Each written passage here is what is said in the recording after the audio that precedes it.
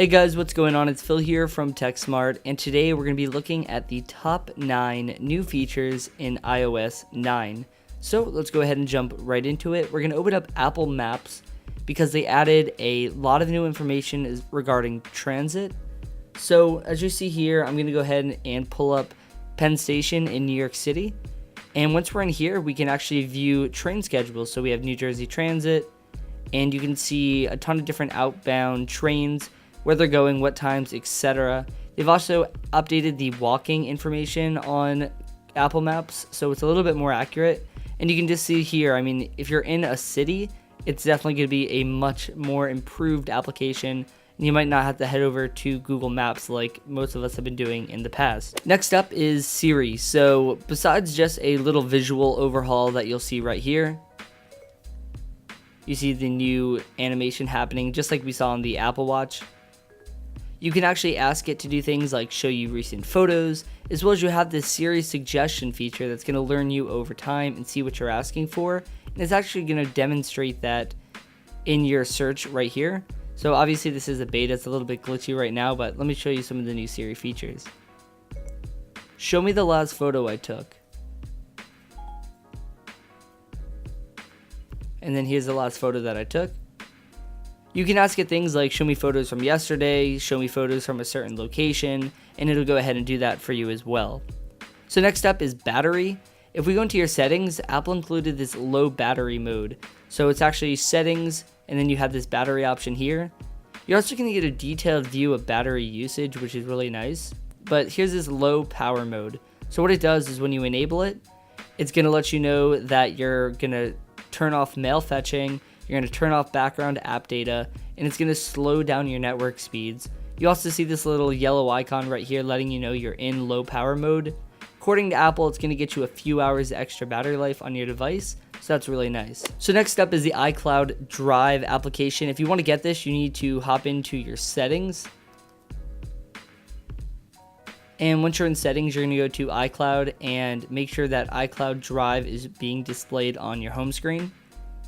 So we see it right here. If I go ahead and open it up, it's going to let me see everything that I have stored in my drive. So the only thing I really have is pages, and I have a few documents going on here. But if I wanted to add photos, add videos, whatever, I can put it in here and get a nice visual display just like you would with Google Drive or Dropbox. So next up is the updated keyboard. So in the iPhone and on the iPad, when you click Shift, it's actually going to toggle between the uppercase and lowercase letters, which is really nice. You get a nice visual feedback there.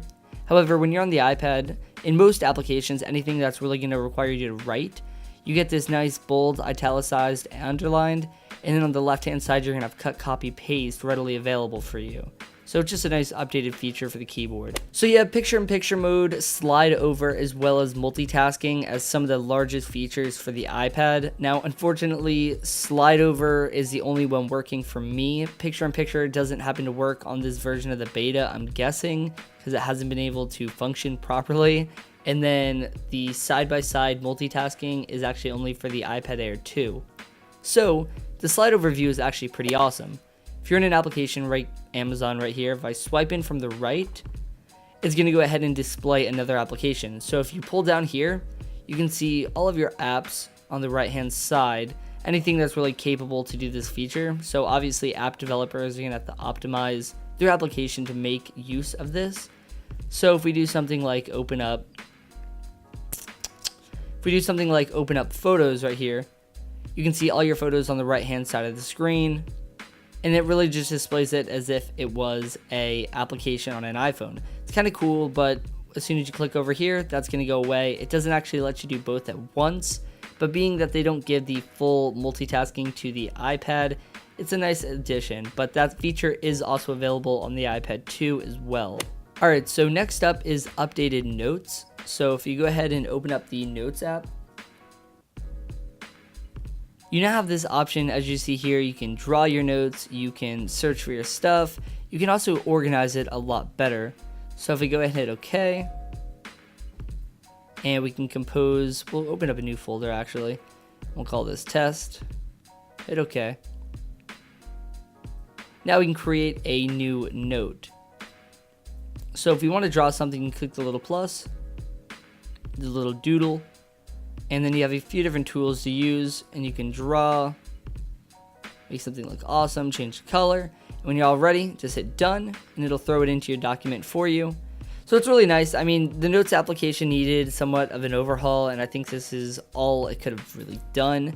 It's not a lot, but it's really all that it needed, and it still retains the simplicity that it had before.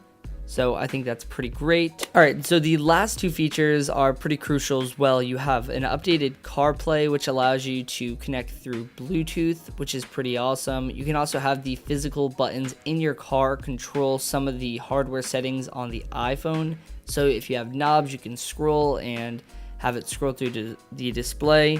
You also finally have audible text readbacks because that wasn't working before, as you saw with our CarPlay review. And last is the News app. So Apple did not release this in iOS 9 Beta 1, but they made a pretty big deal about it on stage, so I figured it was worth mentioning. So hopefully when we do get that in our hands, it's pretty much just like a Flipboard competitor, really.